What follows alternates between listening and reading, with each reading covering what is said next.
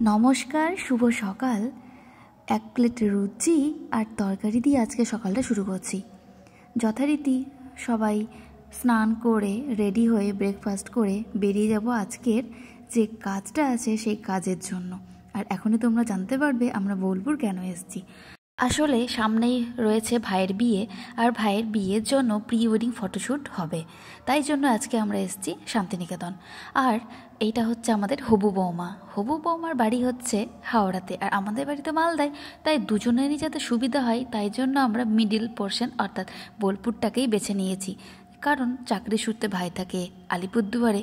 তাই সব মিলিয়েই ভাবনা চিন্তা করেই আমরা শান্তিনিকেতনটাকেই বেছে নিয়েছি। বাঙালি শান্তিনিকেতনে ভিড় করে শুধুমাত্র রবি ঠাকুরের জন্য কিন্তু না, কঙ্কালীতলা মন্দির, খোয়াইয়ের পাড় আর সোনাঝুরি হাট। তবে এগুলো ছাড়াও বোলপুরে রয়েছে আরও একটি জনপ্রিয় জায়গা, সেটা হচ্ছে ইলাম বাজারের কাছে রায়পুর রাজবাড়ি। এই বাড়িকে কেন্দ্র করে রয়েছে প্রচুর ইতিহাস, যা বলে আমি শেষ করতে পারবো না। এই জমিদার বাড়ি বা রাজবাড়ি তোমরা যাই বলো না কেন, এই জায়গাটাকেই কেন্দ্র করা হয়েছে প্রি ওয়েডিং ফটোশ্যুটের জন্য। তো আমরা চলে এসেছি সেই পুরনো বাড়ি বলো বা জমিদার বাড়ির সামনেই। এবার যাব ভেতরে, তো চলো ভিডিওটা দেখতে থাকো। প্রায় 300 বছরের পুরনো এই প্রাসাদ, আর বীরভূমের এই অফবিট ডেস্টিনেশনে কিন্তু অনেকেই আসতে পারে না সময়ের অভাবে। আমি বলবো একদিন হাতে সময় নিয়ে এই জায়গাটা অবশ্যই তোমরা ঘুরে যেও। এইখানে কিন্তু প্রি ওয়েডিং ফটোশ্যুট, রিলস, ইউটিউবের যে সমস্ত ভিডিও হয় সব কিছুই কিন্তু করা অ্যালাউ না। এটার জন্য পারমিশন নিতে হয়। এর পিছনেও কারণ আছে। অনেক ইউটিউবাররা আছে যারা এখানে ভৌতিক জায়গা বলে অপপ্রচার করেছে, তাই জন্য এটার ভিডিও করতে গেলে পারমিশন নিতে হয়।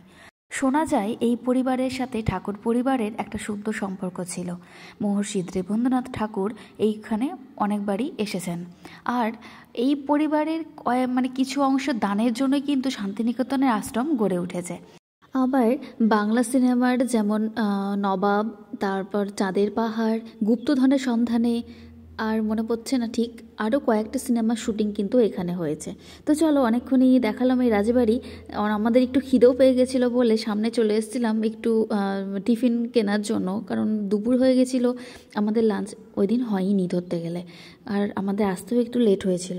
তো আমি আর আমার হাজব্যান্ড চলে এসেছিলাম এখানে টুকিটাকি কিছু কিনতে, কারণ ওরাও না খেয়ে আছে, আমরাও না খেয়ে। তো চলো লাঞ্চটা আমরা করে নিই। আর একটা কথা তোমাদের বলি, এই জায়গাটা ঠিক বোলপুর থেকে 7 থেকে 8 কিলোমিটার দূরে। তো আমি বলবো একদিন সময় করে তোমরা এখানে আসতেই পারো। অনেক পুরনো ইতিহাস তোমরা জানতে পারবে, এরকম রাজবাড়ি তোমরা দেখতেও পারবে। এই রাজবাড়ির কিন্তু মেন কোনো গেট আমি দেখতে পেলাম না, ছোট একটা সুড়ঙ্গ ছিল যার মধ্যে দিয়ে আমরা ভেতরে আসলাম। তো যাই হোক, ভিডিওটা আজকে এখানে শেষ করছি।